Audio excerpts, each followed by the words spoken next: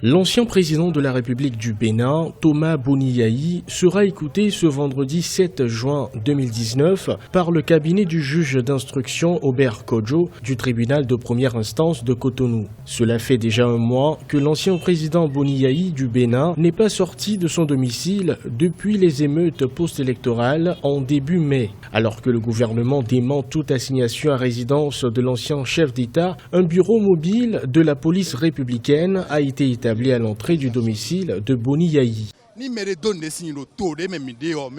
Les présumés coupables doivent répondre de leurs actes. Nul n'est au-dessus de la loi. Je pense que c'est à cause de sa sécurité qu'on observe la présence des conteneurs bureaux de la police républicaine à proximité de sa maison. Ce n'est pas encore une situation déplorable.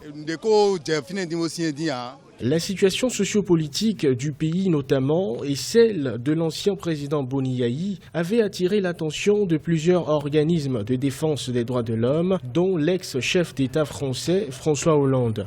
Amnesty International avait déploré à travers un communiqué en date du 14 mai tous les actes de violation des droits de l'homme et avait demandé le retrait des forces de sécurité postées à l'entrée de la rue de l'ancien président Yahi Boni. Yahi Boni ne mérite pas ça. Le peuple lui doit beaucoup de récompenses. Le peuple béninois n'a pas besoin de ça pour Yahi Boni.